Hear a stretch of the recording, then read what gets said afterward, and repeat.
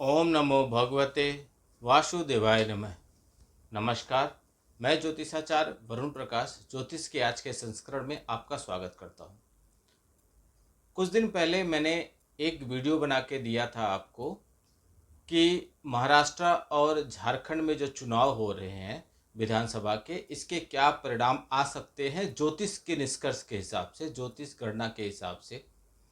इस गणना को करने के लिए पार्टी, पार्टी के अध्यक्ष, कौन कौन सी पार्टियों का गठजोड़ है उन पार्टियों का उनका कुंडली, उसके बाद पार्टियों का कैसा रहा उनका समय, उसका गणना, चुनाव की तिथि, चुनाव जो वोट डाले जाएंगे उसकी तिथि, फिर किस दिन रिजल्ट आएंगे, सबकी तिथि के हिसाब से गणना करके बताया जाता है।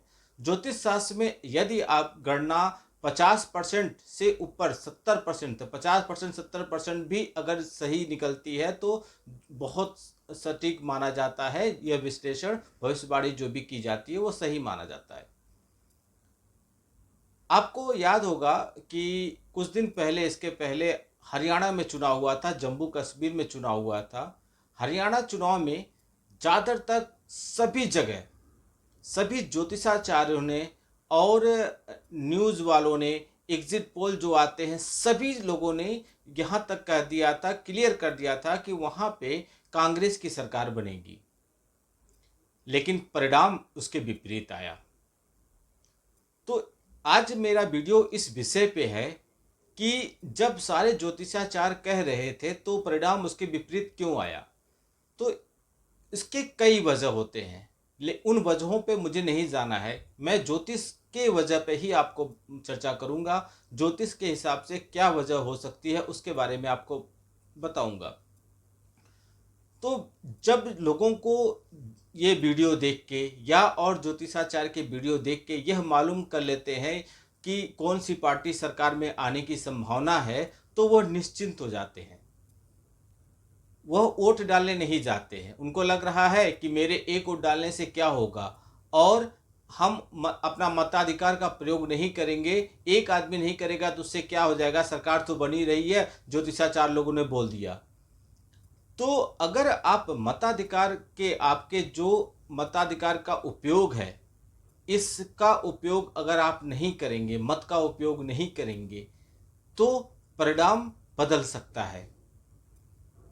तो मताधिकार का प्रयोग करना बहुत आवश्यक है। इसलिए मैं बोलता हूं कि पार्टी का जिस दिन वोटिंग होता है उस तारीख, और जो रिजल्ट आता उस तारीख का भी गणना करना बहुत आवश्यक होता है। तो निश्चिंत होकर बैठ जाना, मताधिकार का प्रयोग न करना, यह वजह था जो हरियाणा में चुनाव परिणाम ज्योतिष की गणना के विपरीत आया। इसलिए आप लोग अवश्य जान लीजिए, जानना जरूरी है कि किस पार्टी के ग्रह नक्षत्र कैसे चल रहे हैं, क्या प्रभाव हो सकता है। लेकिन यदि मताधिकार न हो, वोट ही नहीं पड़ेंगे, तो काउंटिंग किस चीज की होगी। इसलिए आपका ये जानना ठीक था, समझना ठीक था, किस पार्टी का कौन सा समय कैसा चल रहा है, कैसा समय चल, आने वाला समय कैसा होगा, यह सब आप जान लिए। लेकिन यदि आप मताधिकार या अपने कर्म का प्रयोग नहीं करेंगे तो ईश्वर भी सफलता नहीं देंगे आपको। कर्म प्रधान बनना होता है, कर्म करने वाले को ही सफलता मिलती है।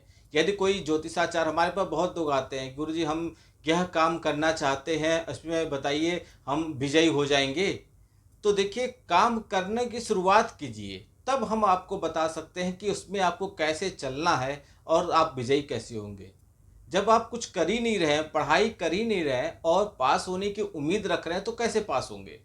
तो पढ़ाई तो कीजिए, फिर उसमें सफलता दिलाने की हमारी जिम्मेदारी बनती है। हम उसके लिए उपाय करेंगे, जो भी उसके लिए पूजा पाठ पद्धति बनेगी वो नियम अनुसार करेंगे, जो आवश्यक होगी, जैसी आवश्यकता होगी। तो कहने का मतलब, कर्म करेंगे तो ही वो आपके हिसाब से जो आपके हैं उसमें सफलता पाने का प्रतिशत बढ़ जाएगा। इसलिए आप अपने मताधिकार का पूरा प्रयोग कीजिएगा।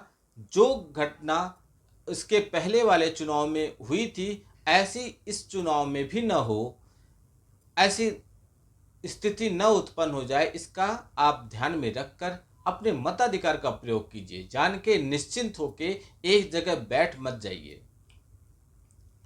हम किसी भी पार्टी का पक्ष नहीं लेते, हम ज्योतिष गणना के हिसाब से बता रहे हैं।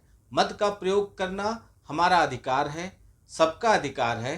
मत का प्रयोग कीजिए, अपने वोट डालिए। और इसके लिए बहुत ऐसे लोग होते हैं जो आगे आते हैं, हमको इस बात के लिए जागृत करते हैं। गांव में जो जो आउटर एरिया, रिमोट एरिया, वहाँ पे जाते हैं, आपका अपने अधिकार के बारे में हमको जागृत करते हैं और हमको बताते हैं कि हम अपने अधिकार का प्रयोग करें।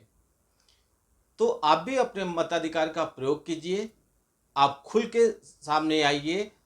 यदि आप मताधिकार का प्रयोग ही न करेंगे तो परिणाम ज्योतिष के विपरीत भी जा सकता है। जो भी आपको अच्छा लगता है, जिस पार्टी के भी आप समर्थक हैं, उससे हमारा कुछ भी लेना देना नहीं है।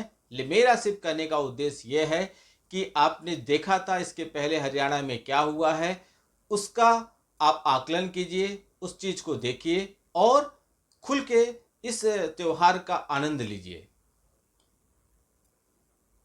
निश्चिंत होके बैठ जाना यह कायरता कहलाता है और यह आपके परिणाम को, आपके कर्म के रिजल्ट को प्रभावित कर सकता है। इसलिए कर्म प्रधान बनिए, आगे बढ़िए। जब आप चलेंगे तो दौड़ना सीख जाएंगे, लेकिन कोई चलना अगर कहे कि हमको सिखा दीजिए तो यह कैसे संभव है। आप चलिए, फिर आप उपायों और सहारों का मदद लीजिए, फिर आपको सफलता मिल ही जाएगी। आपका दिन शुभ हो। भगवान भोलेनाथ का आशीर्वाद आप पे बना रहे। नमस्कार। जय श्री राम।